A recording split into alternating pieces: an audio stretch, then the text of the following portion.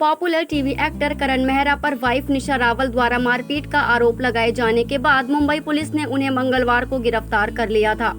हालांकि कुछ ही घंटों बाद वह जमानत पर रिहा हो गए।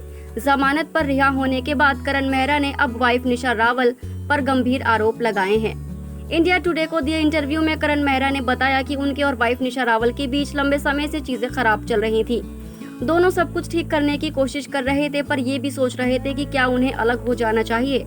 ये रिश्ता क्या कहलाता है, वे नैतिक के रोल में नजर आए। करण मेहरा ने आगे बताया कि निशा रावल के भाई रोहित सेठिया ने उनके बीच के मतभेदों को सुलझाने की कोशिश की। करण ने आरोप लगाया है कि बाद में निशा और उनके भाई रोहित ने उनसे एलिमनी की मोटी रकम मांगी। करण मेहरा ने यह भी बताया कि बीती रात निशा के भाई उनसे मिलने घर भी आए थे और कानूनी रास्ता अपनाने का सुझाव दिया था। करण मेहरा ने कहा कि बाद में जब वह मां से बात करने के लिए कमरे में गए और फोन पर थे तो तभी निशा वहां आई और उन्हें गालियां देनी शुरू कर दी। निशा ने न सिर्फ करण बल्कि उनके पेरेंट्स और भाई को भी गालियां दी। करण ने कहा, निशा ने सिर्फ गालियां ही नहीं दी बल्कि मेरे मुंह पर थूका भी। जब मैंने निशा से बाहर जाने के लिए कहा तो उन्होंने मुझे धमकी दी और कहा, अब देखो मैं क्या करती हूँ। तब निशा ने खुद ही अपना सिर दीवार में मारना शुरू कर दिया। सबसे कहा कि यह मैंने किया है। बता दें कि निशा रावल और करण मेहरा की शादीशुदा जिंदगी में काफी वक्त से परेशानियां चल रही थी। कपल से जुड़े एक सोर्स ने हमारे सहयोगी टाइम्स ऑफ इंडिया को बताया था कि करण और निशा की शादी को लगभग 1 दशक होने वाला है, पर पिछले कुछ महीनों से दोनों के बीच चीजें सही नहीं चल रही हैं। दोनों आपसी मतभेदों को सुलझाने की पूरी कोशिश कर रहे हैं और उम्मीद है कि जल्द ही दोनों के बीच सब ठीक हो जाएगा। जब ई टाइम्स ने इस बारे में जानने के लिए निशा रावल से संपर्क किया तो उन्होंने खटपट की खबरों को झूठा बताया था, लेकिन बात कुछ और ही है। सोमवार रात निशा रावल ने करण मेहरा के खिलाफ पुलिस में शिकायत दर्ज कराई।